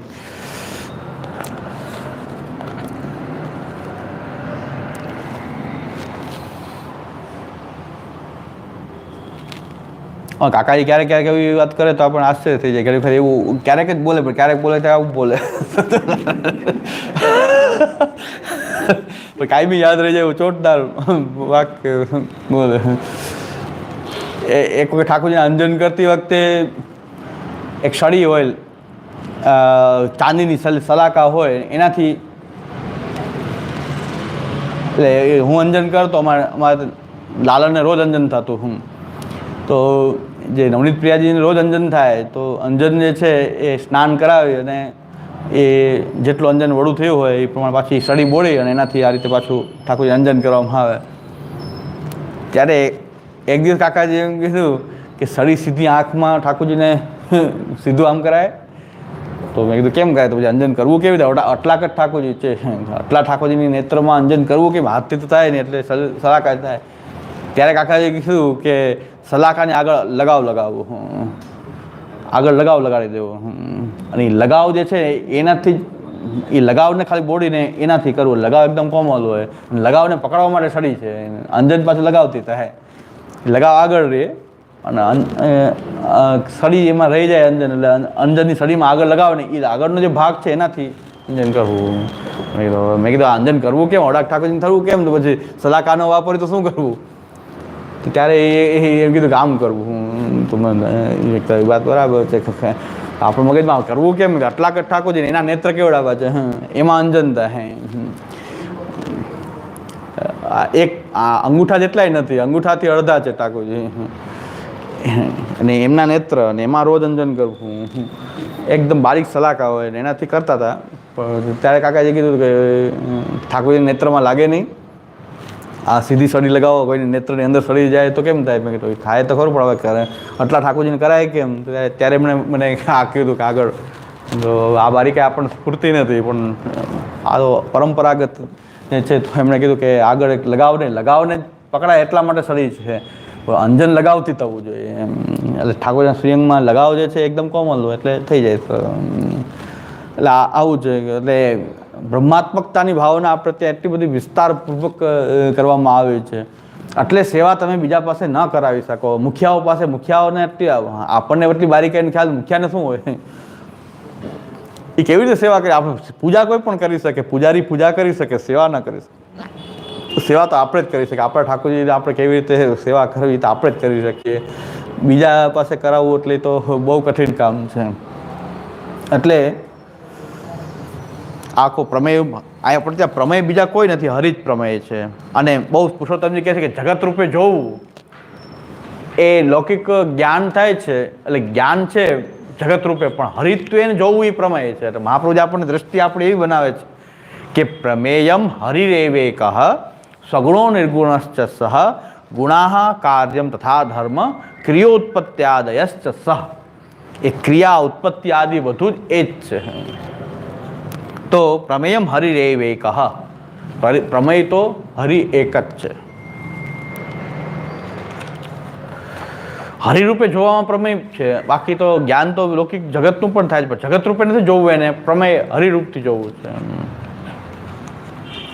એટલે આપણે ત્યાં શું છે કે કોઈ વસ્તુનું ટેન્શન ન કરવાનું કારણ આપણે ત્યાં શું છે કે જે થાય છે એ થવા દે, બને એટલો પ્રયત્ન કરીને પછી ટેન્શન ન લેવું. શું કામ? આપણે શું કહેશું? એની લીલા. પ્રભુના એંગલથી હવે જોઈએ, જગતના રૂપથી જોઈએ તો ઘણા બધા ઊંચ નીચ ભાવ છે, પણ ભગવાનના એંગલથી જોઈએ તો બધી લીલા છે. તો લીલા રૂપથી જોવાથી કાંઈ ટેન્શન રહેતું નથી. લીલા રૂપથી બાકી તો ઘણું બધું ટેન્શન કરીએ તો આમ પાર ન થાય એટલું ટેન્શન છે. પણ ટેન્શન છૂટી જાય કેવી રીતે? કે એની લીલા છે. તો કોઈને કોઈ કારણથી નહીં. તથૈવ તસ્ય લીલેથી મત્વા ચિંતામ ધૃતમ તજેત. તો આ બધી હરિરૂપને જોવું કાં એની લીલા જોઈએ. હરિરૂપથી જોવામાં આવે અથવા એની લીલાના રૂપથી જોવામાં આવે તો આપણું શુદ્ધાદ્વૈત બ્રહ્મવાદ જે છે કોઈ જાતની ચિંતા આપણી ઉત્પન્ન થતી નથી. કોઈ પણ પ્રકારની મહાપ્રભુજી કહે છે કોઈ આપણને ત્રાસ આપે, ક્લેશ આપે તો એને લીલા રૂપથી જોઈએ કે ભગવાન મારો એમાંથી મોહ છોડાવી રહ્યો છે. મહાપ્રભુની દ્રષ્ટિ તો એવી છે, કોઈ ત્રાસ આપતો એના પ્રત્યે મહાપ્રભુ એમ કહે છે કે આપણો મોહ એમાંથી છૂટે છે, એવી ક્યાંક લીલા, એ કૃષ્ણ એવી ક્યાંક લીલા કરી રહ્યો છે. એટલે સર્વમ સહેત પરુષમ સર્વેશામ કૃષ્ણ ભાવનાથ. સર્વમ સહેત પરુષમ, એ જે કાંઈ કટુ વચનો જે છે એ બોલી રહ્યા છે, કોઈ કઠોર વચન બોલી રહ્યા છે, એ કંઈક હરિની કોઈ લીલા છે. કે પ્રભુ એમાંથી મોહ છોડાવે છે ને કે કેટલા જન્મો સુધી આ છૂટે નહીં. સ્નેહ હોય તો એ સ્નેહ તો કેટલા જન્મો સુધી આપણને એમાં ગર્ત રાખે. પ્રભુ આમાં જ છોડાવી રહ્યો છે, આમાંથી છોડાવી રહ્યો છે. સેવા કરતાં કરતાં આ બધા ભાવ વિકસી જાય છે. એ જોવાની ખૂબ છે કે આ જ્ઞાન ન હોવા છતાં પણ આ બ્રહ્મ જ્ઞાન, અહંતા મમતાની નિવૃત્તિ જે છે એ થઈ જાય છે. ગામડામાં એક બાપાનું એવું જ છે કે બાપાના માજીની પથારીમાં પડ્યા પડે એટલી ગાળો બોલે, એટલી ગાળો બોલે, આજુબાજુવાળા એમ કે આ તમે કેમ સહન કરો? માજી પથારીમાં, બાપા ઠાકોરની સેવા કરવી, પાછી એની સેવા કરવી, અને ટાઈમે ટાઈમ જમવા કરવાનું આપવું, અને માજીને જરાક મળાવેલું થાય તો ગાળા ગાળી કરે. ત્યારે બાપા એમ કે તું દેવા જ માંડ, તારા આ જન્મમાં પૂરું થાય ને કે પાછું ક્યાંક બાકી રહી જશે આપણું. હવે ભણેલા નહોતા હો, આ પ્રમેય પ્રકરણ કે શાસ્ત્ર નથી ભણ્યા, છતાં શાસ્ત્રની ભાવનાને જીવતા હતા. એ કાંઈ વાંધો નહીં, એમાં શું દેવા જ માંડતું હતા. જેટલી દેવાય એટલી કે બધા કે તમને આમાં કંઈ ટેન્શન નથી થતું, આ એટલી ગાળો બોલે, એટલું એનું કામ કરો તોય ગાળો બોલે. તે કે ભાઈ કાંઈ એમાં શું વાંધો કે આપણું પૂરું થાય છે, નકર હજી જન્મ લેવો પડે ને પાછું પતિ પત્ની પાસે ભેગા થાય ક્યાંક પાછા. એના કરતાં આ જન્મમાં પૂરું કરો તો આનંદ માનતા કરો કે જેવું દેવું ગાળો દેવા જ માંડ. તો એ શાસ્ત્ર ભણે નહોતા પણ એ બરાબર જીવતા. તથા સંસાર દુઃખ છે નિવૃત્તિ, અહંતા મમતા રહી જ નહોતી. દેવા માંડો એટલે પૂરું થાય. એટલે આપણે પૂરું કરવું છે ને પાછા ભેગા થતું. બાકી રહી જાય થોડીક ગાળ બાકી રહી જાય તો ખાવા માટે પાછું આવવું પડે. એ કે પૂરું કરવાનું છે આ. તો એ એમ કહેતા ચાલુ રાખ, દેવાનું ચાલુ રાખ. તેની જરાય ટેન્શન, આજુબાજુવાળાને ટેન્શન થતું કે આવો ગાળું બોલે, રાડા રાડ કરે. આજુબાજુવાળા કે તમને કાંઈ નથી થતું કે ના એમાં કાંઈ ન થાય, કે આ તો પૂરું કરીએ છીએ ને, ભગવાન પૂરું કરાવે છે. કે પાછા ભેગા થાય તો હજી કેટલાય જન્મ લેવા પડે જો અધૂરું રહી જાય તો પાછું કે પૂરું કરવાનું. હવે આ શું છે? સેવા કરતાં કરતાં બધા તથા સંસાર દુઃખ છે નિવૃત્તિ બ્રહ્મ બોધનમ. તથા સંસાર દુઃખ છે નિવૃત્તિ થઈ ગઈ હતી, કારણ કે એ 105 વર્ષના પહોંચી ગયા બાપા. પછી સદા બહાર હતા કે કાંઈ ચિંતા ટેન્શન નહીં, કે દેવામાં ગાળ દે તો આપણે શું આપણું પૂરું થાય, તો આપણું એટલું ઓછું થઈ રહ્યું છે એમ માનીને ચાલુ રાખો. એટલે આવા લોકોને કોઈ ભગવતી નથી માનતું, પણ હકીકતમાં બધા, કારણ કે બીજું કંઈ કોઈ બહુ વઘારવા જેવું જ્ઞાન નથી હોતું, પણ એના આચરણમાં બધું એકદમ દ્રઢતાથી એની બાપા કે મને બીજું કંઈ આવડતું નથી, સેવા કરીને બહાર નીકળું એટલે પછી હાથમાં માલા લઉં કે શ્રી કૃષ્ણ શરણમ શ્રી કૃષ્ણ, હાથ કે જ્યાં સુધી એમ ઠડાઈ ન જાય ત્યાં સુધી માલા લઉં, પછી મોઢેથી ચાલુ કરું, પણ બંધ તો કાંઈ થાય જ નહીં. સેવા અને કથા, સેવા અને સ્મરણ. તો મેં કીધું આ જે ભણેલા નથી કરી શકતા, તમે આ કહો છો કે ઠાકોરજીની સેવામાંથી બહાર નીકળું, સેન કરાવીને બહાર નીકળો એટલે માલા લઉં, માલા લઈને ચાલુ રાખો. માલા પણ કેટલીક ફેરે, કારણ કે વૃદ્ધાવસ્થામાં પછી આમાં હાથ ઠેડાઈ જાય, હાથ ઠેડાઈ જાય એટલે મૂકીને પછી મોઢેથી ચાલુ કરું જોર જોરથી શ્રી કૃષ્ણ શરણમ શ્રી કૃષ્ણ શરણમ. પણ સેવાયામ વા કથાયામ યસ્યા શક્તિ દધાવ યાવત જીવમ તસ્ય નાશો નક્વાપિતિ મધેમાં. હું જાતો મળવા ઘણી વખત, એટલે મેં કીધું આ તો બાકી તમે જે અમે જે આ બધું ભણીએ છીએ, મહાપ્રભુજી કહે છે ને, તમે પ્રેક્ટિકલ તમારામાં દેખાઈ રહ્યું છે, આચરણમાં આવી ગયું છે સેવા કરતાં કરતાં. તત સંસાર દુઃખ નિવૃત્તિ બ્રહ્મબોધનમ, એ તત સંસાર દુઃખ નિવૃત્તિ બ્રહ્મબોધનમ એ સેવાથી કેમ થાય છે પ્રેક્ટિકલી જોવામાં આવે. આનો અનુભવ ન કહે તો કે 84-252 કથા થોડી હતા, તો હમણાંની બધી કથા છે. બાપા પહોંચ્યા 2 વર્ષ થયા છે, માંડ 2 થી 3 વર્ષ. તો એના જીવનમાં જોઈએ તો એમ લાગે તથા સંસાર દુઃખ નિવૃત્તિ થઈ ગઈ છે, આમાં કોઈ જાતની ચિંતા નહીં. કોઈ ગાળો દે તો એને કાંઈ ચિંતા નહીં કે પૂરું થાય છે આપણું. ભગવાન હવે લીલા કરી રહ્યો છે કે આ સંબંધ બધાય પૂરા થાય, નહીં તો કેટલા જન્મજી લેવા પડે. એ પહોંચી ગયા ત્યાં એકલા ને એકલા હતા, કોઈને ભગવતી માનતા ન હતા. હા, કોઈ મહાન ભગવતી છે એવું લાગે જ નહીં. એટલે એ પહોંચી ગયા, નીચે પડેલા હતા સવારે કે રાત્રે પહોંચી ગયા હતા, ક્યારે પહોંચાય કોઈ ખબર નથી. નીચે પડેલા મળ્યા, ખાટલા ઉપર નીચે પડેલા હતા.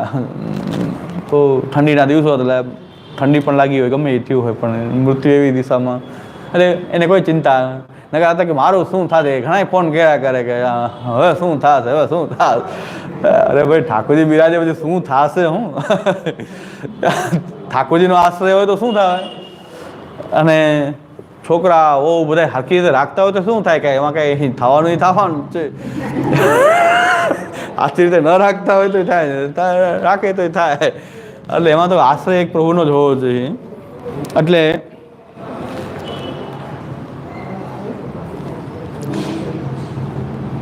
આપણો હવે વિષય 1-2 શ્લોક લઈ લે, એકાદ શ્લોક.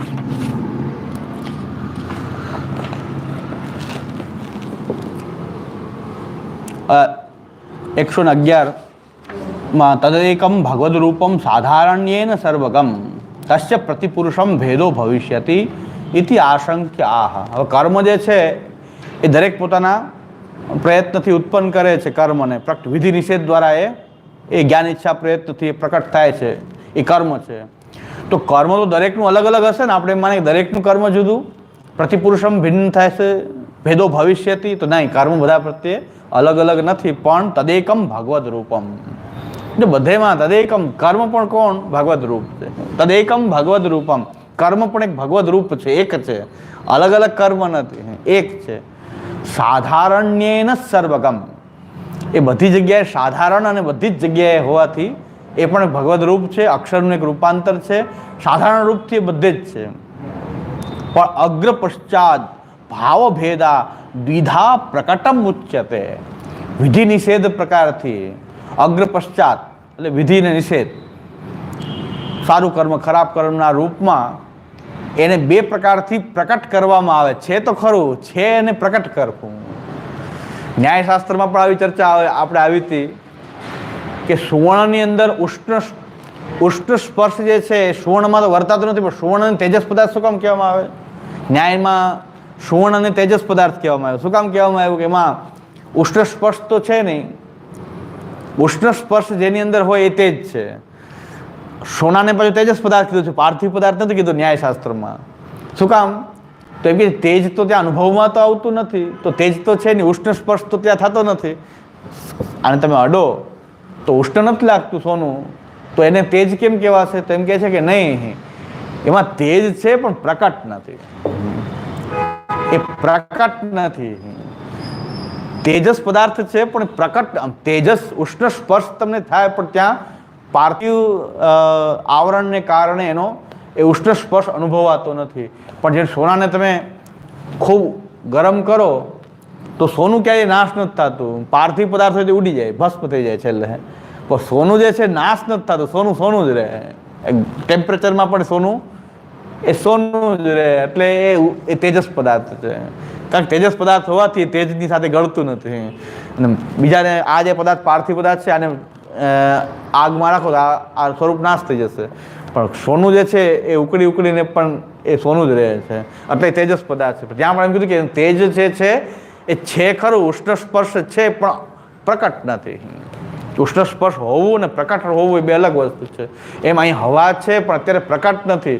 પંખો ચાલુ કરીને એટલે પ્રકટ થાય, હવા તો છે જ ને, હવા થોડી બનાવી, પંખા કઈ હવા નથી બનાવતો, પ્રકટ થાય છે એના દ્વારા. એવી રીતે વિધિ નિષેધ દ્વારા એ કર્મ તો છે પણ વિધિ નિષેધ દ્વારા એને આવે ભાવ ભેદા દ્વિધા પ્રકટમ ઉચ્યતે. એ બે પ્રકારથી પ્રકટ કરવામાં આવે છે, વિધિ અને નિષેધ પ્રકારથી. વ્યાપકમ તદરૂપમ તથાપી યેન યાવદ રૂપમ વિધિ પ્રકાર નિષેધ પ્રકારેણ પ્રકટીક્રિયતે તસ્ય તાવત ફલમ દત્વા તદંશેન તિરો ભવતિ સાધારણ્યેનાપી સર્વસંભવાત ન પ્રતિકર્મ વ્યવસ્થા ઇતિ અર્થઃ. એક આપણે આનું જો ભાષાંતર કોઈ કરી શકતું હોય તો આપણે થોડું થોડું આનું ભાષાંતર કરતા જઈએ બ્રજભાષામાંથી પાછું એનું ગુજરાતીમાં. તો ઘણા લોકોની ડિમાન્ડ એવી છે કે શાસ્ત્રાર્થ પ્રકરણ ગુજરાતીમાં મળે અને ભાગવતાર્થ મળે છે, સર્વનિર્ણય આખું ગુજરાતી આખું નથી મળતું, એમ થોડુંક મળે પણ આખું નથી મળતું. ભાષાંતર જો આપણે થોડું થોડું ચાલુ કરીએ તો એક સારું કાર્ય આપણું. એક જે લોકોને વ્રજભાષામાં થોડી તકલીફ પડે છે, સંસ્કૃત અને વ્રજભાષા બેયમાં તકલીફ છે, તો એને કંઈક આખું એક ખાલી વચ્ચે એક જ રહી જાય છે ને, શાસ્ત્રાર્થ પણ મળી જાય છે અને ભાગવતાર્થ મળે છે, પણ આ સર્વનિર્ણયનું ભાષાંતર ગુજરાતીમાં બહુ પ્રાપ્ત થતું નથી. ક્યાંક પ્રમેય પ્રકરણનું છે અને સાધન પ્રકરણનું છે, પ્રમાણથી લઈને આખું ફલ પર્યંત જે છે એ ભાષાંતર નથી.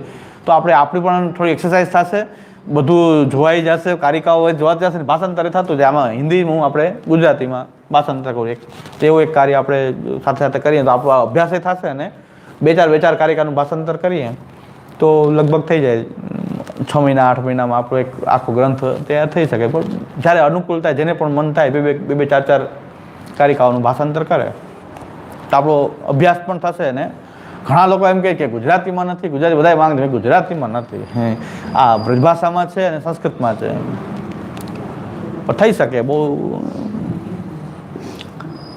તો વ્યાપકમ તદ્રૂપમ તથાપી યેન યાવદ રૂપમ વિધિ પ્રકારેણ નિષેધ પ્રકારેણ વા પ્રકટીક્રિયતે તસ્ય તાવત ફલમ દત્વા તદંશેન તિરો ભવતિ.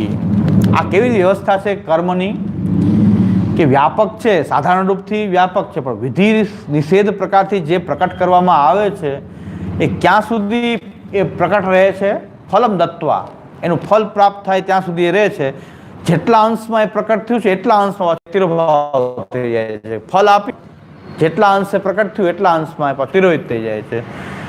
સાધારણ્યના આપી સર્વસંભવાત ન પ્રતિકર્મ વ્યવસ્થા. આ સાધારણમાં જ બધી આ રીતે પ્રકટ અને તિરોભાવ થઈ જવાને કારણે આવિર્ભાવ અને તિરોભાવ કર્મમાં પણ આ રીતે થાય છે, પ્રકટ થાય અને તિરોભાવ થઈ જાય.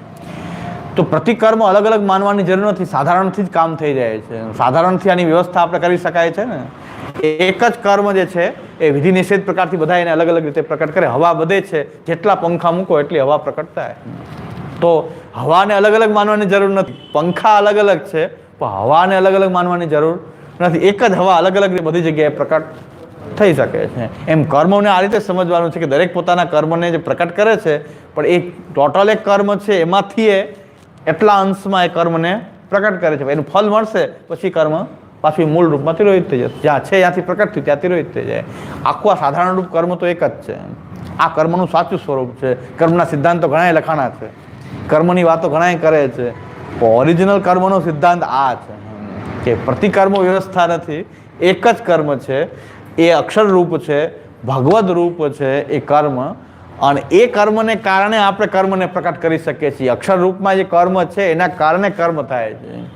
અક્ષરમાં ન હોય તો આ કર્મ આપણે કેવી રીતે પ્રકટ કરી શકીએ? હવા જ ન હોય તો પંખા ગમે એટલા ચલાવો, એટમોસ્ફિયર કે હવા ન હોય પંખા ચલાવો કે હવા ન પ્રકટ થાય. એમ કર્મ છે તો પ્રકટ થઈ રહ્યું. એ કર્મ બાજુ ભગવદ રૂપ છે, કર્મ પણ બાજુ ભગવદ રૂપ છે, કાલ કર્મ ને સ્વભાવ.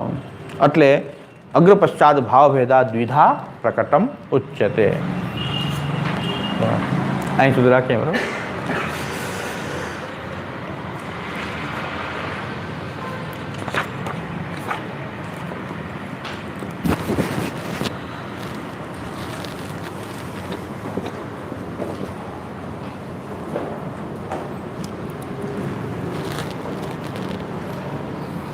દ્રઢઈ ચરનન કેરો ભરોસો, દ્રઢઈ ચરણ શ્રીવલ્લભ નખચંદ્ર ચરાભિ, સબ જગ માં જ અંધેરો ભરોસો, દ્રઢઈ ચરણ साधन और नैया कली में जासु हो यति, सूर्य कहा कहे द्विविधयांधरो, बिना मोल को चेरो भरोसो, दृढ़ चरण दृढ़ चरणन केरो भरोसो। श्री वल्लभादि श्री गोपीनाथ जी प्यारे, श्री गोसाई